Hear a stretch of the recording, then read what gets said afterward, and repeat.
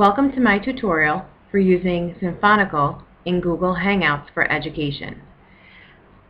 Today we're going to talk about an added app in the Google Hangouts part of Google Chromebooks, and it is used for collaboration, or at least that's how we'll be using it today. What you want to do is open up your Google Hangouts, which I have open here, and then on the left hand side where you have your apps, you're going to go and find Symphonical. I've already downloaded the app, so I go under View More Apps, and Symphonical is right here. If you needed to add apps, you would click on Add Apps, and that would take you into a pop-up with different apps you can use in Google Hangouts. Today we're using Symphonical, so I'm going to click on my app and open that. And what opens is a whole new wall for you to work collaboratively with the people who you are in Google Hangouts with. Using it today, we're setting up literature circles for students in the middle school or in high school to use as a collaborative tool. Students can use Google Hangouts for the face-to-face meeting or the discussion about the text, but using Symphonical within the Google Hangouts will help students get organized with their tasks and be able to share the work. We're looking for 21st century skills, and they can organize their tasks and have everything in one place. The new wall choice on the side will give you a new template to work with. We have the button that will hide the left-hand screen with your works that are open or that you would like to share. You can add a new note. You can come over to the title, click on the title, and edit the name and description. Right now we are showing the two people who were invited to work collaboratively on this wall. And over on the right hand side you will see our, close that out, sorry. You'll see the two people who are in the Hangout right now who have been invited to share the document. You can add members that you would like to be able to work on the document. You can type their name in and then just be able to send the document to those who you would like to share with. Okay. So you can add members. You can make your wall public or private. There's a link here. You can share it via Facebook, Google+, or Twitter. And there are more selections down here on the right-hand side. Let's close that out. And there are different views. I'm not going to get into these views today. Basically what I want to show you is just how to be able to use this setup to work with literature circles in your classroom.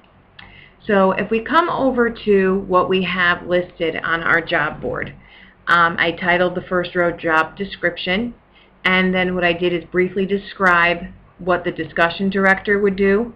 So if you click on that post-it, you can go ahead and view.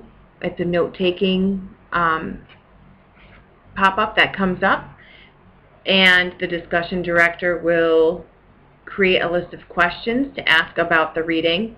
You can upload a file, you can mark a calendar, you can mark it finished, or you could delete the note. Okay, everything gets saved automatically.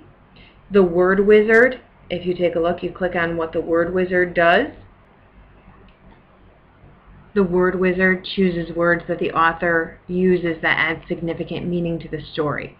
Specifically chosen words that add to the author's craft.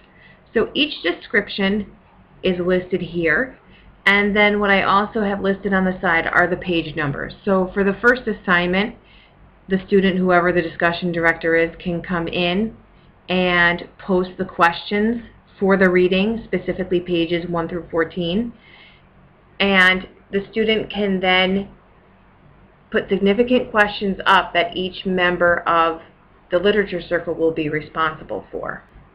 Okay, so I added these two questions that the discussion director would add to the first assignment page, and then they get posted. Everything, like I said, is saved automatically.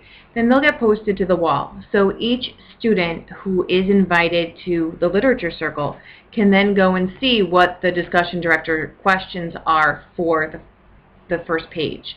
Now, depending on how you set up your classroom, the jobs stay the same, the jobs shift, however you set that up, you can assign different tasks to different users.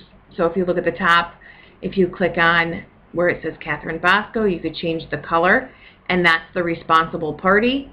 So if I wanted to use the lilac color over here, I'll change it. If I come down and if I'm the discussion director and I need to create these questions, if I double click, I change the color to my color, Catherine Bosco. And then what that does is it puts my little symbol over by the post-it, and this is my responsibility. So this is another way to help students organize what they're responsible for. If we have some overzealous students that can think of questions that maybe the discussion director didn't think of, they can also come into where the assignment is, click the plus sign, and they can add their own post-it and their own question.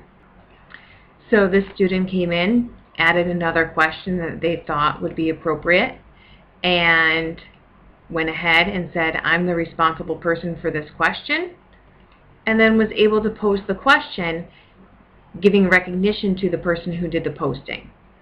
So all of these collaborative skills that we're using within Symphonical will help students be able to organize their thoughts, meet together face-to-face, have discussions about text, do the work on the side, do it together, however they choose to do it, but to be able to collaborate and be that unit that the students need in order to then move on and create using technology.